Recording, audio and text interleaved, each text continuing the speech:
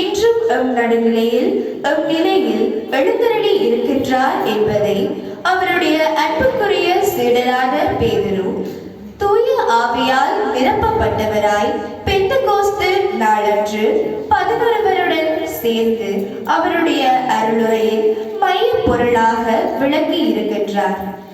சிலுவை மரணத்தின் மூலம் இயேசு மனுக்குலத்தின் பாவங்கள் அனைத்திற்கும் பரிகாரத்தை ஏற்படுத்தியுள்ளார். எனவே இவர் செய்த இந்த அருளடையாளங்கள் மூலம் எமது வாழ்வில் எமக்கு ஏற்படுகின்ற இன்னல்கள், துன்பங்கள், அனைத்து விதமான சவால்கள் இவை அனைத்தின் மத்தியிலும் இன்றும் இயேசு எமக்காய் அனுபவித்த இந்த பாடுகளில் நாம் பங்காளிகள் ஆகின்றோமா? பாவ மன்னிப்பினை பெற்று ஒப்புரவு அடையாளத்தின் மூலம் அவரின் பின் தொடர்கிறோமா என்பதை சிந்திக்க இன்றைய வாசகமானது எம்மை தூண்டுகிறது.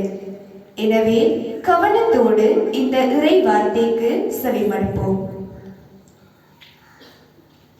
திருத்தூதர் பணிகள் நூலிலிருந்து. பெந்தெகோஸ்து எனும் நாள் வந்தபோது பேதுரு 11 சேர்ந்து எழுந்து நின்று உரத்த குரலில் அவர்களிடம் பின்வருமாறு கூறினார். நீங்கள் சிலுவையில் அறைந்த இந்த இயேசுவை கடவுள் ஆண்டவரும் மெசியாவும் ஆக்கினார் என்பதை இஸ்ரேல் மக்களாகிய நீங்கள் அனைவரும் உறுதியாக அறிந்து கொள்ளுங்கள். அவர்கள் இதை கேட்டு உள்ளம் குத்தப்பட்டவர்களாய் பேதுருவையும் மற்ற திருத்தூதர்களையும் பார்த்து, சகோதரரே, நாங்கள் என்ன செய்ய வேண்டும் என்று கேட்டார்கள். அதற்கு பேதுரு அவர்களிடம், நீங்கள் மனம் மாறுங்கள், உங்கள் பாவங்களில் இருந்து மன்னிப்பு பெறுவதற்காக ஒவ்வொருவரும் இயேசு கிறிஸ்துவின் பெயரால் திருமுழுக்கு பெறுங்கள். அப்பொழுது தூய ஆவியை கொடையாக பெறுவீர்கள். ஏனென்றால் இந்த வாக்குறுதியானது உங்களுக்கும் உங்களது பிள்ளைகளுக்கும் தொலைவில் உள்ள யாவருக்கும் ஆண்டவராகிய கடவுள் தம்மிடம் அழைக்கும் அனைவருக்கும் உரியது என்றார்.